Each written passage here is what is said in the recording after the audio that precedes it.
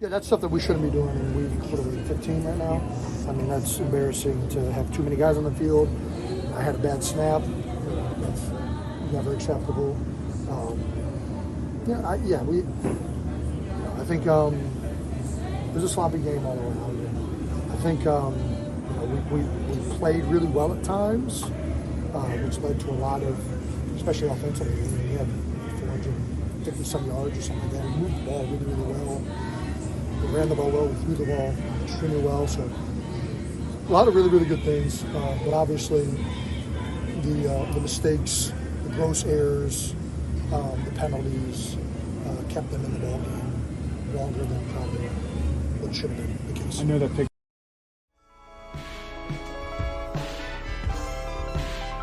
Let me talk my shit again.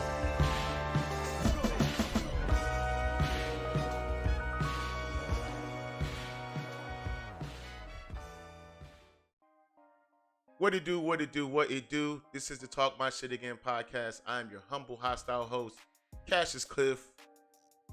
I know how a lot of y'all feeling. I'm not going to lie. I feel the same exact way. You saw Jason Kelce talking in that clip. And before we even get into any of this, appreciate y'all. Continue to like, share, subscribe. It goes a long way. Especially the comments. I definitely love the engagement. Let's keep it going because we get into the best part of the football season, which is not only the end, but the playoffs. And you already know it's going to be an exciting playoffs the way it's looking with these games that just transpired over the weekend, especially Christmas. We're going to have some great games, and I definitely appreciate y'all tapping in, so continue to do so. Now, as I was talking about just recently, just moments ago, you heard what Jason Kelce said. This game should have been over a long time ago. We should not have been fighting for our lives against the goddamn Giants, led by Tommy Cutlets and then finished by Tyrod Taylor. No disrespect to Tyrod Taylor because that's a long tenured vet. I definitely got a lot of respect for him, especially given that there's no way in hell he should have been backing up Tommy Cutlets. The man came out there and he still tried to win the game, which I do respect immensely. But Tyrod Taylor is a backup for a reason. We should not have been having to hold off the Giants with seconds left in the game. That's completely and utterly unacceptable.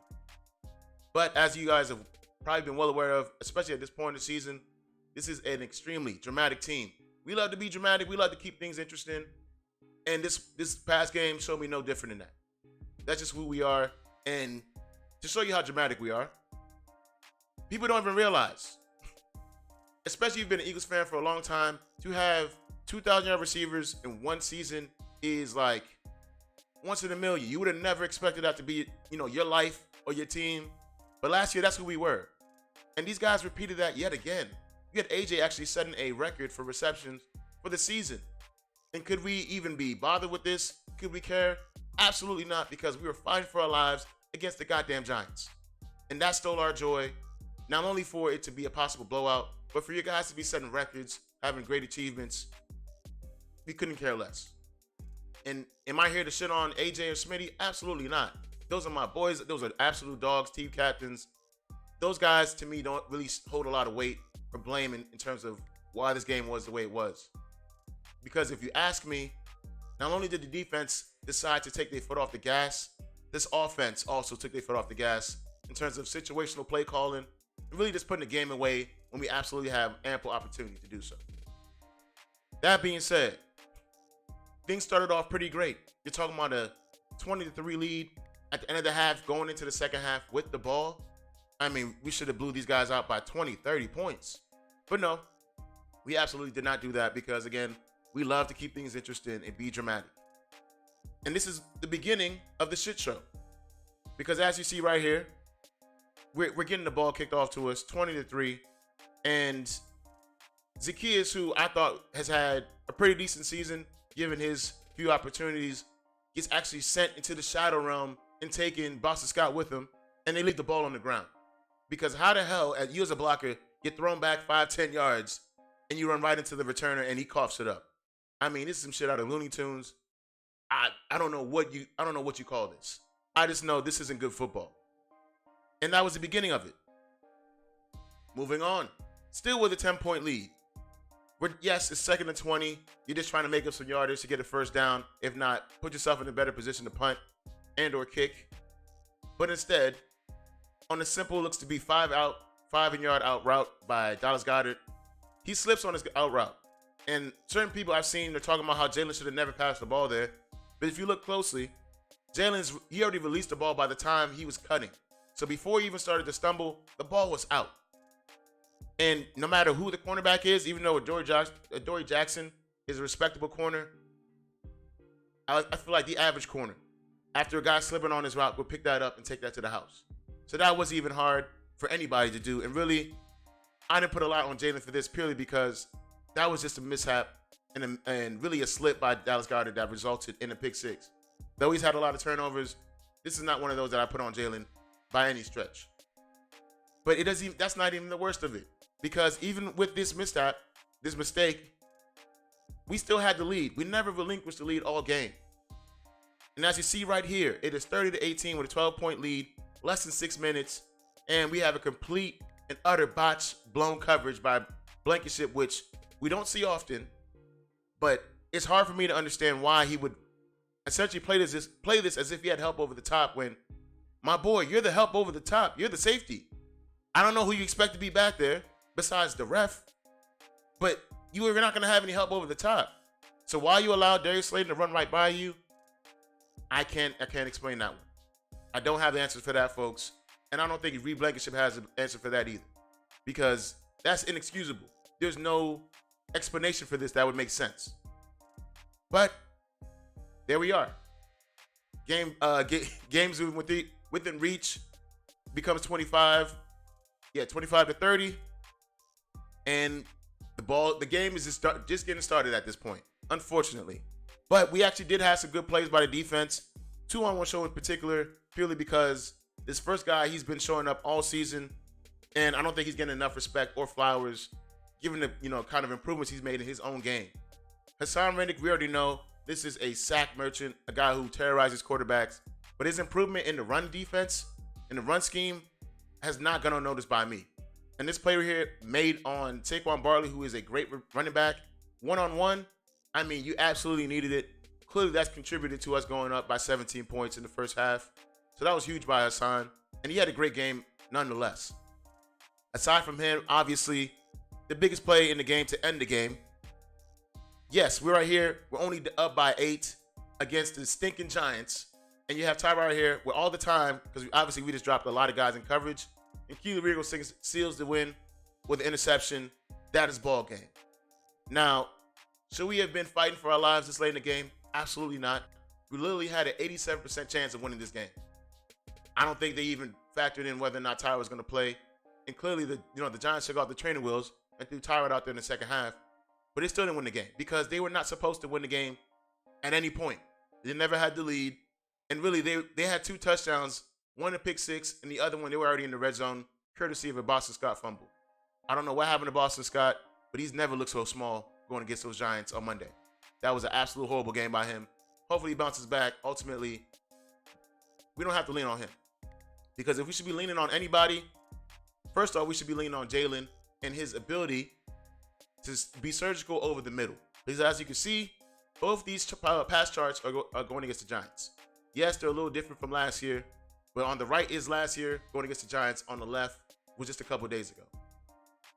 The lone pass that was completed over the middle went for a touchdown to Devontae Smith. If that's not malpractice or just like being beyond stubborn, I don't know what is. Because clearly, Jalen has the ability to pass over the middle. You have great pass catchers that can catch over the middle that are not afraid to get contact. But we're trying to throw bubble screens all fucking day.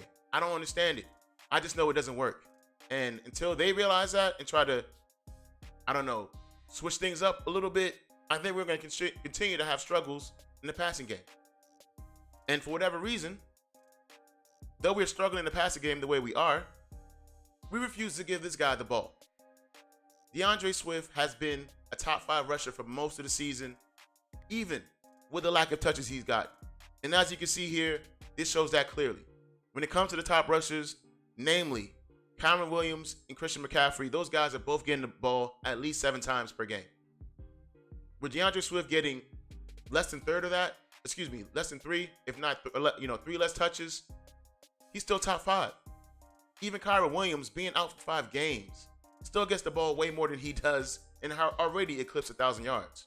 So that being said, as I've been saying, and I really, not only do I not want to say it anymore, but they keep forcing me, give DeAndre Swift the damn ball. If you want to be successful on the ground, just give him the ball. I don't think it's rocket science. The numbers show it. Really, his numbers show it, especially given his yards per carry. And he's really right there at 1,000 yards. He should have been on 1,000 yards 2-3 weeks ago, if you ask me. But we're going to move on because we actually had some good things happen in this game, especially given that, obviously, we're up by 20-3. Now, I just mentioned him, and I will continue to mention him until he becomes a focal point in the running game. Because with 20 touches, he had 92 yards and a touchdown. A great hurdle right here. DeAndre Swift is just one of them guys. Just give the guy the ball. Even on his touchdown run. The touchdown run was dope to me because the run blocking was decent. It was good.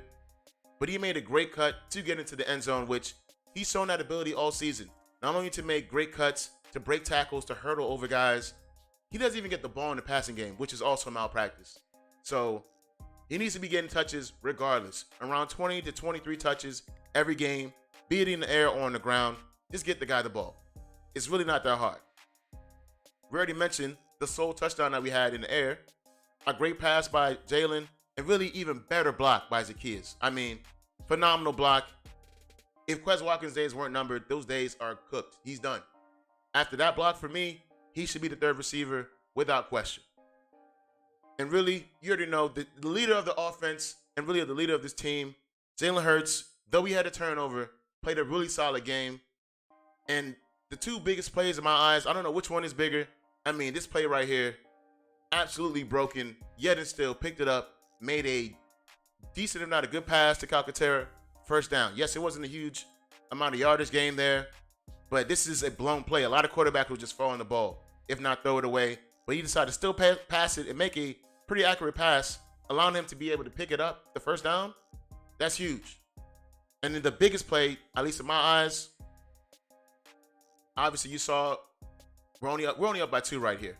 And being at his 3rd and 20, we need a first down by any stretch. I wouldn't take a flag here, and I'm glad I didn't try to play for a flag. Jalen just, steps up in the pocket, delivers an absolute dime. Absolute dime to AJ. Between two DBs, I mean, it can't get any tougher than that. Great pass by Jalen, and that's what you expect from QB1. We've seen it in several points in this season, and really, when it comes to this game, this team, situational play calling, I feel like greatly affects this team and really how effective they could be. Because if we're calling runs when we should absolutely be calling them when we're in leads and position just to get into the end zone, we should be calling that. Instead of running the ball on 1st and 2nd down, run the ball. And if you don't believe me, listen to RG3.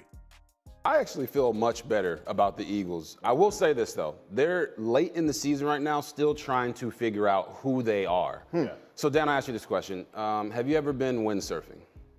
No. Me neither, all right? But I'm not going to go out and try to windsurf in the middle of the ocean if I don't know how to do that, right? I'm going to stay by the shore. I'm going to get the hang of it. I'm going to know my strengths and my weaknesses. And then I'm going to go into the deep water. Right now, the Eagles are in deep water, and they don't know how to windsurf. And here's the problem. When I watched the game in the first half, they had their best first half of the season. 20 points, most points they've scored in the first half all year. They were running the football, utilizing play action, and utilizing RPO. Yeah. Then in the second half, it all changed, kind of changed when Jalen Hurts didn't run out of bounds right before the half, and they didn't get another opportunity to take a shot into the end zone. But this team's identity, I know it, you know it, Dom knows it, Jeff knows it, all the fans in the stands know it. It's to run the freaking football. 1st and 2nd down, they're one of the best teams in the league, 4th in the league in positive run percentage, but they're 21st in frequency. This team has to get back to being the brute force of running the football, and that's going to help their defense as well, because their defense was playing lights out in the first half. You heard him say it right there. On 1st and 2nd down, when it comes to the run, you're talking about the 4th most effective running team. But in terms of frequency, the amount in which we run, I assume on those downs, 21%. Excuse me, 21st.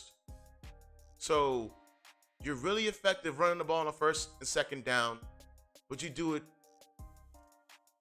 at the 21st% rate. You do it at a way lower rate than you should, but you're that effective. if that coaching malpractice, I really don't know what to call it, aside from a guy who should just not be a coach. Because obviously, we are a run-first team. We are a run-first team that can greatly improve on the passing game with the run being the focal point. If we're running the ball the way that we have been on first and second down throughout the season, and we're running way more on first and second down, this offense would be way more balanced. We would not have the complaints about the passing game as we had all season. I really also believe we'd be able to pass over the middle as well. So as long as we continue to pass on first and second down and make the running game the afterthought, we're going to continue to struggle. We're looking at the first round exit. I don't think there's any way around that. Because Jalen, though he is not really taking a step back passing, the turnovers are picked up, and really a lot of those has been through the air. Yes, he's had several fumbles, but a lot of those are picks, and several of them are not even his fault. Sure, you could say if he ran the ball in that play, he probably wouldn't have turned the ball over, but literally, we are not putting ourselves in the best position to win. You heard him say it right there. So, with that being said, that's just the facts. Yes, we pulled out the win, but it did not feel great given that we were in a dogfight against the Giants, which we should absolutely not have been. Yes, we got the Cardinals coming up this week. We got to take them seriously as if they're contenders, and we got to put our best foot forward. We got to put our best foot forward offensively and defensively. Are we capable? Absolutely. Will we do it? We'll wait and see. That being said, this is the Talk My Shit Again podcast. I am your humble, hostile host, Cassius Cliff. To the next one.